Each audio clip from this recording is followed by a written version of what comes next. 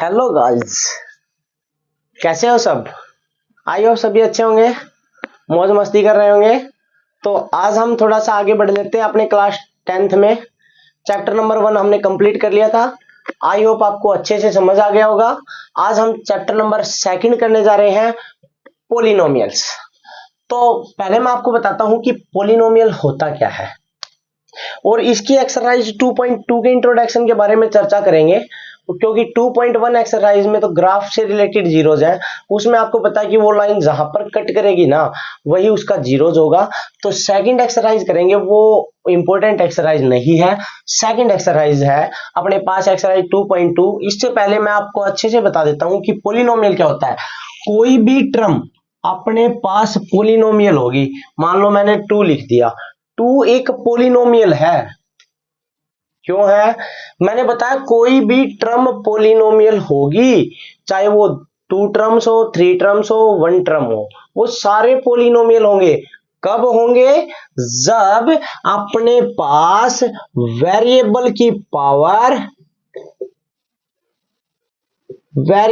Power whole number होनी चाहिए। क्या होनी चाहिए? Whole number. आप बोलोगे सर फिर 2 कहां से अपने पास पोलिनोमियल आ गया, इसकी पावर तो होल नंबर है ही नहीं। अरे क्यों टेंशन कर रहे हो, ये भी बता देंगे ये एक पोलिनोमियल है। क्यों है वो भी बता देंगे। 2 एक पोलिनोमियल है। क्यों है वो देखो, क्योंकि यहां पर अगर मैं इस 2 के साथ में x लिख देता हूं और उसकी पावर लगा देता हूं 0। अब एक बात बताओ, किसी की पावर 0 का मतलब क्या होता है कि उसकी वैल्यू क्या है? 1। क्या आ जाएगा? 2। अब 2 के साथ x की पावर 0 लगा दी, कोई फर्क पड़ा? कुछ नहीं पड़ा। ये एक, अब देखो वेरिएबल की पावर 0 है और 0 क्या होता है? एक अपने पास होल नंबर होता है, नहीं होता? तो वेरिएबल की पावर अगर होल नंबर है तो वो जीरोज होगा। एक एग्जांपल और भी बता देता हूं, ax प्लस b, यहां वेरिएबल की पावर 1 है, ये भी पोलिनोमियल है।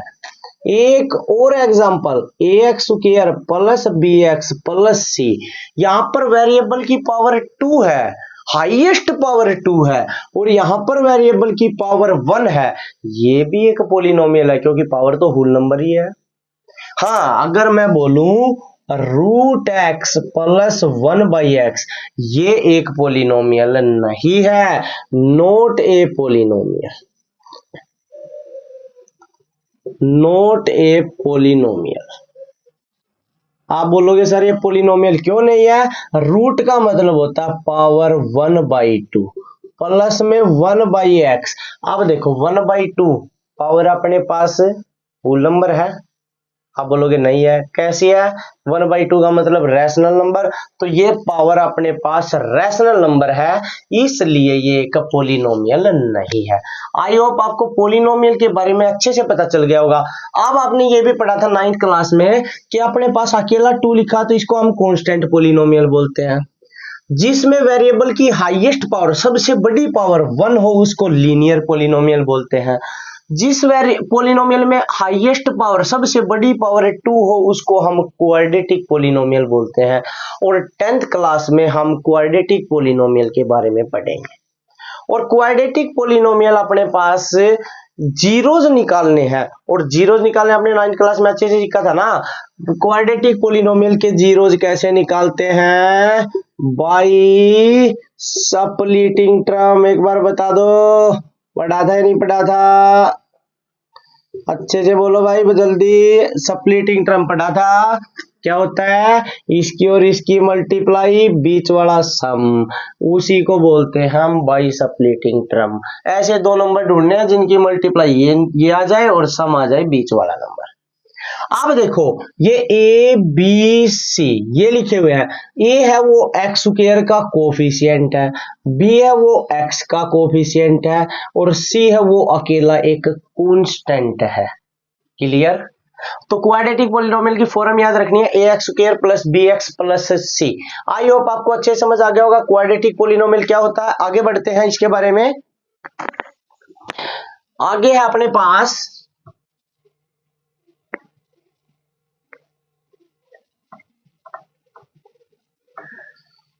कोई भी पोलिनोमियल है उसके जीरोज कैसे निकालते हैं। मान लो अपने पास एक है पोलिनोमियल ax प्लस बी और इसके जीरोज निकालने हैं। जीरोज में एक वर्ड आता है जीरोज और इसमें एक वर्ड आता है जीरो। इसका मतलब किसी भी पोलिनोमियल के जीरोज निकालने हैं, उसको जीरो के इक्वल पुट कर दो। क्या बात करते हो यार, नाम ही जीरोज है, हमारा क्या जाता है इक्वल टू जीरो लिखने में। प्लस का बी है इस साइड आके हो जाएगा माइनस का बी, मल्टीप्लाई का ए है इस साइड आके हो जाएगा डिवाइड का ए। ये लो भाई, जो वेरिएबल की वैल्यू है ना, जीरो के इक्वल पुट करके वेरिएबल की वैल्यू निकाल दो, वो जीरोज होगा पोलिनोमियल का। अब जीरोज का रियल मतलब क्या होता है वो बताता हूँ। जो x की वैल्यू है, जो वेरिएबल की वैल्यू है, वो वैल्यू को अगर आप इस पोलिनोमियल में पुट कर दोगे तो आंसर जीरो ही आएगा। चेक कर लो, x की वैल्यू ये आ गई, x की जगह पुट कर दो a इंटू एक्स की जगह minus B by A plus का b, a से a cancel, minus b plus b, इससे a कैंसिल, क्या बच गया जीरो। आ गया नहीं आ गया।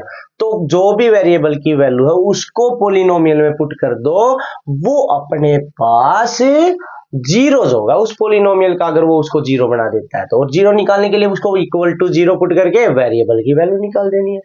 क्लियर? तो जीरोज अच्छे समझ आ गए होंगे। इसके बाद आगे बढ़ते हैं।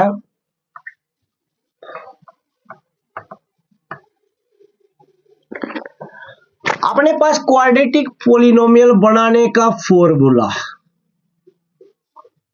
Quadratic polynomial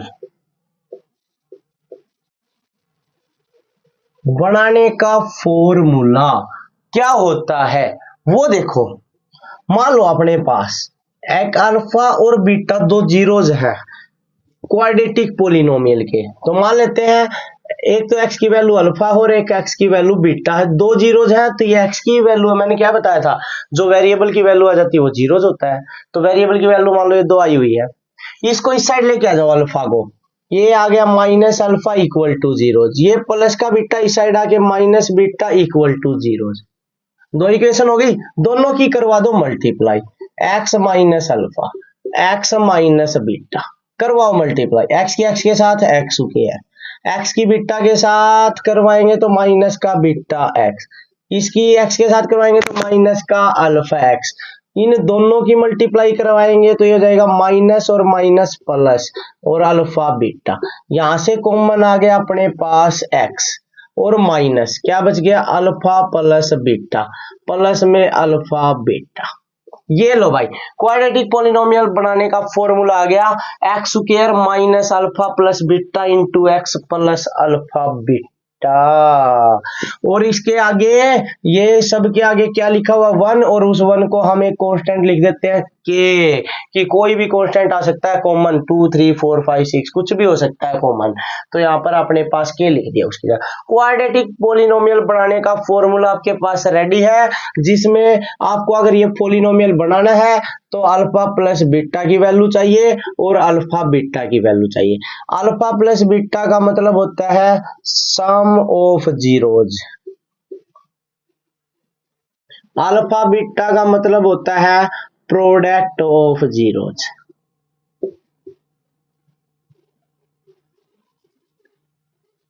clear? अब आप बोलोगे कि सर अगर सम ऑफ जीरोज हमें निकालना हो तो निकालेंगे कैसे?